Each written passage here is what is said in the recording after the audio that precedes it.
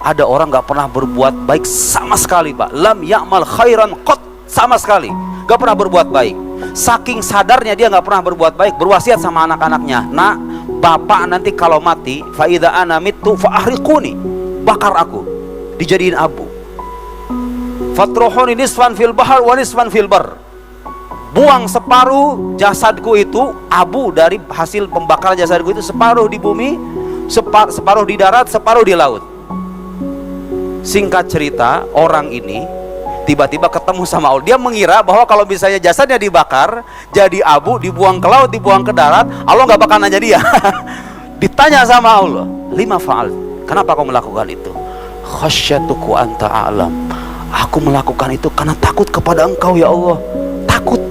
Orang maksiat nih, karena rasa takutnya itu, apa dikatakan dalam hadis, faghfarolahu, Allah mengampuninya. Allah mengampuni karena rasa takutnya. Makanya jangan pernah ada rasa pesimis, jangan pernah ada rasa hidup kita udah tertutup rapat, gak ada sama sekali.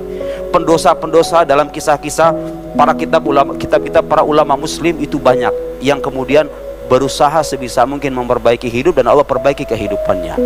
Bapak ibu sekalian, ada sebuah hadis sahih relevan dengan cerita ini.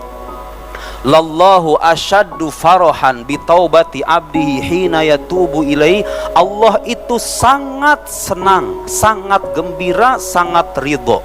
Tentu senangnya Allah beda dengan senangnya kita ya. Yang jelas Allah ridho.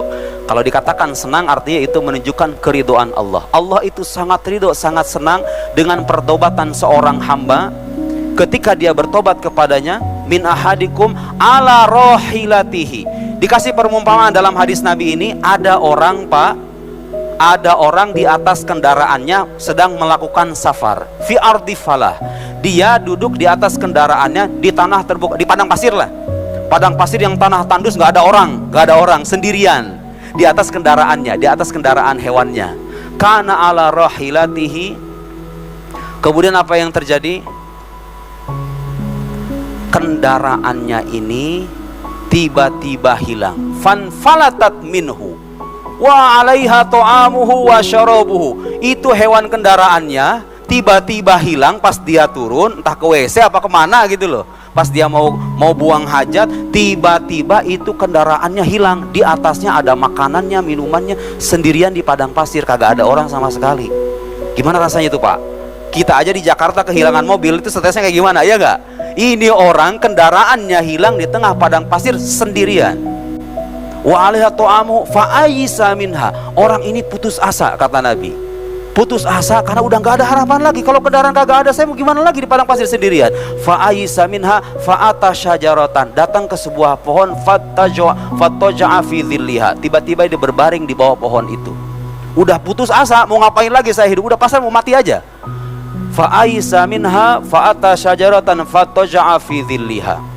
Fa bainama huwa kadzalik, pas dia lagi begitu tuh, lagi berbaring begitu, idh biha qaimatan indah, tiba-tiba kendaraannya datang celok begini. Kendaraan yang dia harapkan kembali itu beneran kembali. Pas dia bangun begini, ini makanannya, minumannya, kendaraannya lengkap.